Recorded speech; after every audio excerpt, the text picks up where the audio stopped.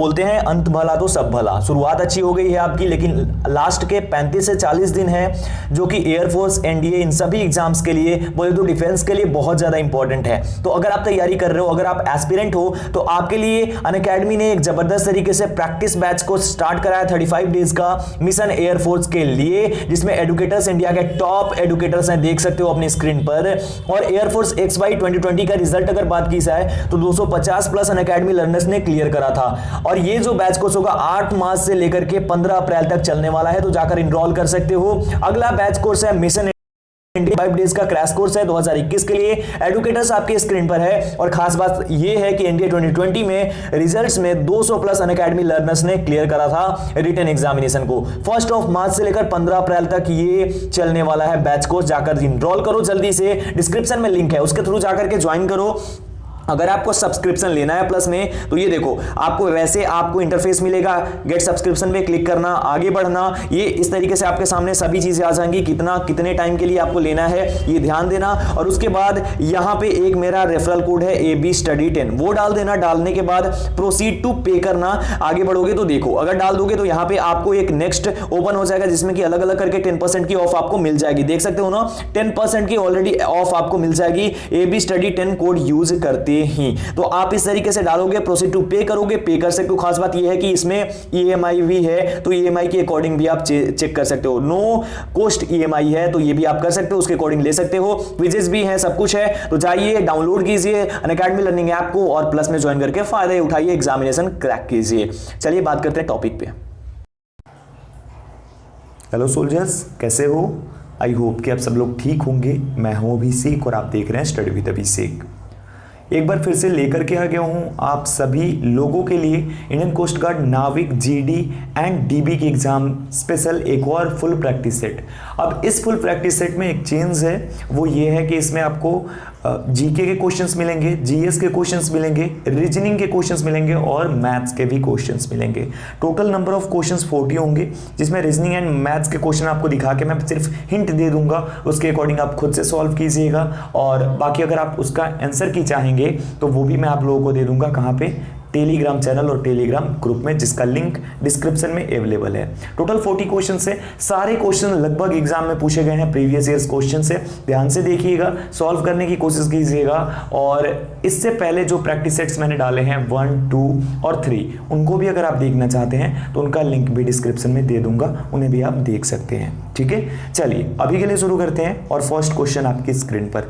लेकिन उससे पहले बोलना चाहूंगा कि अगर आप चैनल पर नए हो, अभी तक चैनल को सब्सक्राइब नहीं किया, तो चैनल को सब्सक्राइब करके बेल आइकन को जरूर प्रेस कर देना। पहला सवाल, कंप्यूटर का दिमाग क्या है?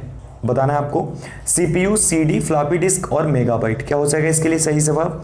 ऑप्शन नंबर ए हो जाएगा CPU। CPU जो होता है उसे कंप्यूटर का दिमाग भी बोला जाता है। अगला सवाल, सूर्य के सबसे नजदीक कौन सा ग्रह है? It is closest to the sun. बृहस्पति, बुध, मंगल और शनि। इसके लिए सही जवाब हो जाएगा option number B, that is बुध। बुध जो है ये सूर्य के सबसे नजदीक है, सबसे निकट ग्रह है, ये आप लोग याद रखिएगा। अगले सवाल की ओर बढ़ते हैं। अगला सवाल आपकी स्क्रीन पर ये रहा। द्रोणाचार्य पुरस्कार निम्न में से किससे संबंधित है? Dronacharya award is related to which of the following? खिलाड़ी, खेलों के प्रशिक्षण, फिल्म वीरता। इसके लिए सही जवाब हो जाएगा option number B, that is खेलों के प्रशिक्षण।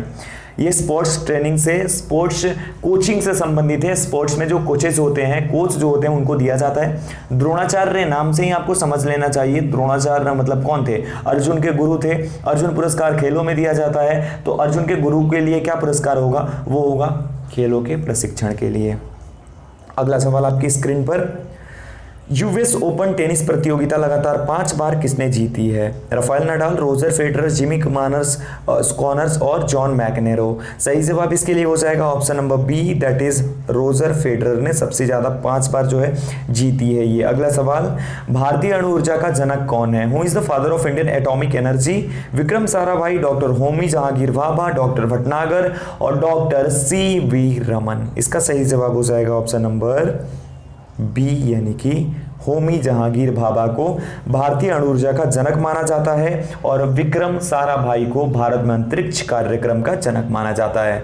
अगला सवाल, ध्रुव पर बड़े से बड़ा दिन कितनी अवधि का होता है? How long is the longest day on the pole? 24 घंटे, 18 घंटे, 3 माह और 6 माह। इसके लिए सही जवाब हो जाएगा ऑप्शन नंबर डी यानी कि 6 माह का होता है। ध्रुव पर सबसे बड़ा दिन जो होता है वो 6 माह का होता है। अगला सवाल, जापान की मुद्रा क्या है? What is the currency of Japan?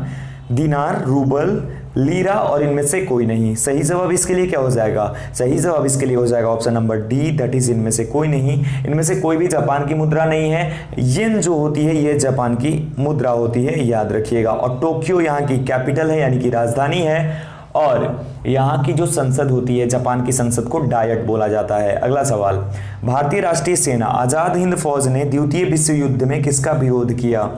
Germany, Japan, Italy और ग्रेट ब्रिटेन। सही जवाब इसके लिए क्या हो जाएगा? सही जवाब हो जाएगा ऑप्शन नंबर डी यानी कि इन्होंने ग्रेट ब्रिटेन का विरोध करा था आजाद हिंद फौज ने। ठीक है, अगला सवाल आपके स्क्रीन पर, हुगली नदी क्षेत्र किसके लिए प्रसिद्ध है? What is the Hooghly river region famous for? Jute, कहवा, गन्ना और बाजरा। इसके लिए सही जवाब हो जाएगा ऑप्शन नंबर ए यानी कि जूट। जूट के लिए प्रसिद्ध है हुगली नदी क्षेत्र, ध्यान रखिएगा।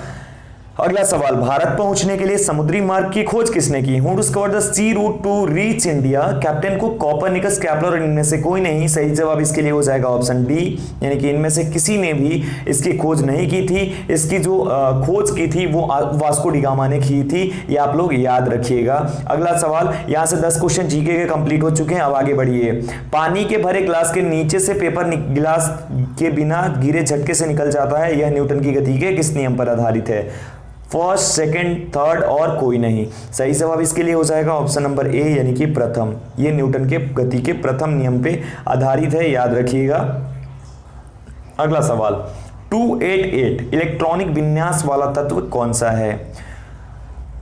ऑक्सीजन, उसके बाद है अपना फ्लोरीन, उसके बाद आर्गन एंड नियोन। क्या हो जाएगा इसके लिए सही जवाब? ऑप्शन नंबर सी हो जाएगा सही जवाब, दैट इज आर्गन। आर्गन जो है ये तत्व है जो कि 288 इलेक्ट्रॉनिक विन्यास वाला है, याद रखिएगा।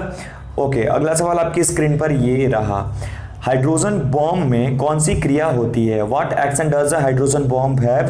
नाभिकीय विखंडन, नाभिकीय संलयन, न्यूक्लियर रिएक्टर, इनमें से कोई नहीं। सही जवाब इसके लिए ऑप्शन नंबर हो जाएगा बी यानी कि नाभिकीय संलयन होती है। अगला सवाल, अस्थायी चुंबक बनाने में किसका प्रयोग होता है? Which is used to make permanent magnets?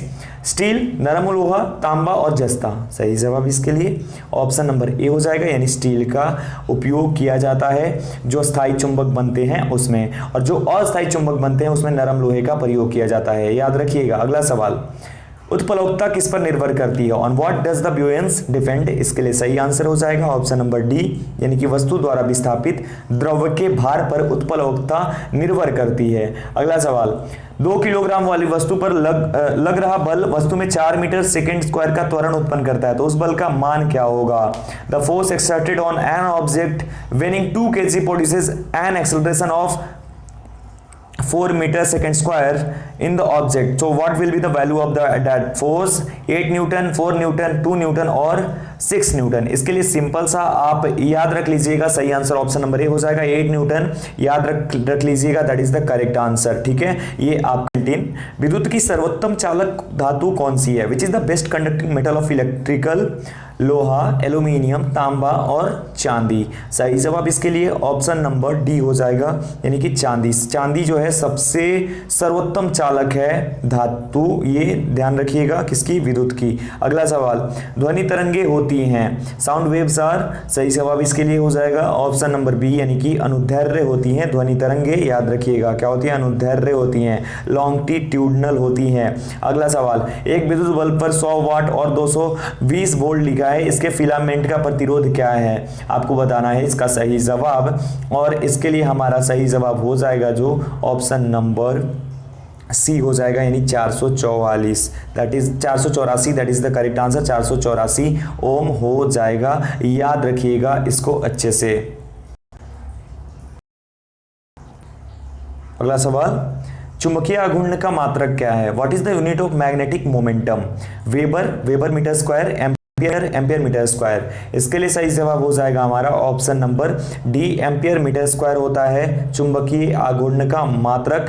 That is the correct answer of the question number 20। GS complete. अब यहां से इंग्लिश की बारी है। अगला सवाल आपकी स्क्रीन पर ये रहा, French is dash easy language, a an B और नो आर्टिकल। इसके लिए सही जवाब हो जाएगा हमारा ऑप्शन नंबर बी, यानी कि an easy language. French is an easy language. Okay, अगला सवाल, he fell down from the tree and dash his leg. Fracture, fracturing, fractured and has fractured. सही आंसर इसके लिए हो जाएगा ऑप्शन नंबर सी, यानी कि fractured. That is the correct answer. He fell down from the tree and fractured his leg, यानी कि वो पेड़ से गिर गया और अपना पैर तोड़ लिया। अगला सवाल आपकी स्क्रीन पर, having dash his walk he went to bed. Complete, completed, completing और कंप्लीटली। सही आंसर इसके लिए हो जाएगा option number B, that is completed. Having completed his work he went to bed. Antonyms बताना है कॉन्क्रीट का, क्या हो जाएगा आपको सही जवाब देना है। सब्सटेंस, एब्स्ट्रैक्ट, उसके बाद ऑब्जेक्ट और सॉलिड। इसका सही जवाब हो जाएगा 24 का ऑप्शन नंबर बी, यानी कि अब्स्ट्रैक्ट। ये हो जाता है सही जवाब। कॉन्क्रीट का हो जाता है abstract. That is the correct answer. अगला सवाल, एंटो ऑफ स्टिंगी, क्या हो जाएगा स्टिंगी का करेक्ट आंसर। जेनेरियस, प्रूडेंट, थ्रिफ्टी और इकोनॉमिकल। इसका सही जवाब हो जाएगा ऑप्शन नंबर ए, यानी कि generous. That is the correct answer. Stingy का सही आंसर एंटो हो जाता है generous. Choose the correct meaning of the idioms to enjoy the music means. इसका सही जवाब हो जाएगा option number C, to suffer hardship, यानी कि प्रॉब्लम से गुजरना, सफर करना। अगला सवाल आपकी स्क्रीन पर, यहां से देखो ये सवाल है आपकी स्क्रीन पर, ये आप पढ़ लो खुद से। 5 लड़कियां MNOPQ एक पंक्ति में खड़ी है, PQ के दाई ओर है और NKQ के बाई ओर है, लेकिन M के दाई ओर है, PQ के दाई ओर है। अंतिम छोर पर कौन है ये आपको बताना है। 27 नंबर का क्या हो जाएगा, सॉल्व करने की कोशिश करो खुद से और उसके बाद कमेंट सेक्शन में कमेंट करके आप बता सकते हो 27 नंबर का। नेक्स्ट है, इस आकृति में जो है क्वेश्चन मार्क की जगह पे क्या होगा, 28 नंबर का बताना है। देख सकते हो इसके अकॉर्डिंग क्या होना चाहिए, तो इसका सही जवाब हो जाएगा ऑप्शन नंबर बी, यानी कि सी जो हो जाएगी आकृति, सी जो दी गई है यहाँ पे वो हो जाएगी सही आंसर। यहाँ पे वहीं आ जाएगा, याद रखिएगा। अगला सवाल, what will be the correct mirror image of the given question figure. आपको बताना है इसका सही जवाब क्या हो जाएगा। मैं इसका सही जवाब आपको बता देता हूं। आई होप कि आप इसको सॉल्व करोगे। सही आंसर ऑप्शन नंबर डी हो जाएगा। अगला सवाल, यहां पे आपको बताना है अगला कौन सा आएगा, आपको इसको बताना है। इसका सही जवाब क्या हो जाएगा, ऑप्शन नंबर डी हो जाएगा, JBQ आएगा। क्या आएगा, JBQ आ जाएगा। माइनस करके देख लेना, आपका आंसर बिल्कुल आ जाएगा। ठीक है, आगे बढ़िए अगले सवाल की ओर। इसमें बताना है कि आगे नेक्स्ट क्या आएगा। C3 है, E5 है, G7 है, I9 है। दो का गैप बढ़ रहा है, तो उसी प्रकार से K11 हो जाएगा और M13 हो जाएगा। यानी question option number D is the correct answer. ये हो जाएगा आपका सही जवाब। खुद भी सॉल्व करने की कोशिश कीजिएगा, बहुत ईजी है। अगला सवाल, एक कोड में यदि ये लिखा जाता है तो उसी कोड में इसको कैसे लिखा जाएगा ये आपको बताना है। सही जवाब बता देता हूँ, आप खुद से सॉल्व कीजिएगा और सॉल्यूशन आप जरूर बताइएगा कमेंट सेक्शन में या फिर टेलीग्राम पर, तो आपको मिल ही जाएगा सब कुछ। तो ये आप लोगों के लिए सही जवाब हो जाएगा option number B, that is the correct answer. Okay, अगला सवाल आपकी स्क्रीन पर ये आ रहा है। ये कोड भाषा में लिखा गया है, तो कोड भाषा में बिलीफ को कैसे लिखेंगे ये बताना है हमें। बिलीफ को कोड भाषा में कैसे लिखेंगे ये बताना है 33 नंबर में, और इसका सही जवाब हो जाएगा अपना ऑप्शन नंबर डी, 49 47 98। अगला सवाल, किसी कोड भाषा में ये देख सकते हो ये सवाल, इसका सही जवाब सीधा मदद में बता देता हूँ, सही जवाब हो जाएगा ऑप्शन नंबर ए। ओके, याद रखिएगा। अगला सवाल, दी गई अक्षर श्रृंखला में कितनी बार एल अक्षर TY के बीच में आया। ये देखना है आपको कि जो TY है, ठीक है, T एंड Y के बीच में कितनी बार जो है L आया है ये आपको बताना है। तो ये आप खुद से ढूंढने की कोशिश कीजिएगा इसमें और उसके बाद आप बताइएगा। वैसे इसका सही जवाब जो हो जाएगा 35 का वो हो जाएगा अपना ऑप्शन नंबर सी, यानी कि 4 बार।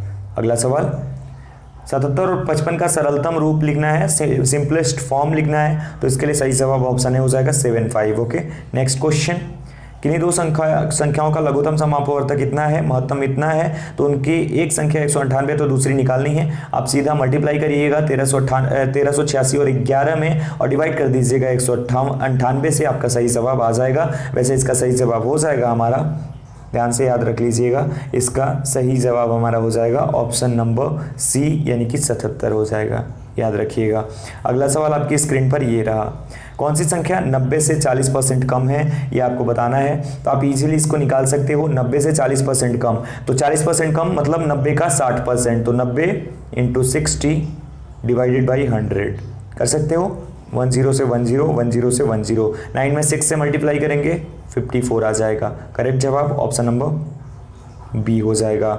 अगला सवाल, एक त्रिभुज के कोणों की माप 2, 7, 11 के अनुपात में है, कोणों की माप क्या है ये आपको बताना है। और इसके लिए आपको करना कुछ नहीं है, सबको x मान लो, माप को x मान लो कोणों का अलग अलग करके, तो 2x, 7x और 11x हो जाएगा। तो 7 और 11, 18 और 2, 20, यानी टोटल हो जाएगा 20x इज इक्वल टू कितना हो जाएगा, 180 डिग्री होता है, 180 डिग्री, ठीक है। त्रिभुज का जो होता है वहाँ पे, उसके बाद आपको सीधा निकाल लेना है x इज इक्वल टू 9 आ जाएगा। 9 में मल्टीप्लाई कीजिएगा 2 से, तो पहला आ जाएगा 18, दूसरा आ जाएगा 63 और तीसरा आ जाएगा 99। ये हो जाएगा कोणों का माप, यानी option number B is the correct answer, याद रखिएगा। अगला सवाल, वह छोटी से छोटी संख्या जो 2, 3, 4, 5 और 6 से विभाजित हो, 460, 900 और 3600, क्या हो जाएगा इसका सही जवाब। इसका लोएस्ट कॉमन मल्टीपुल निकाल लीजिएगा और सही जवाब आएगा ऑप्शन नंबर बी, यानी कि एलसीएम निकालेंगे तो सही जवाब 60 आ जाएगा। That is the correct answer,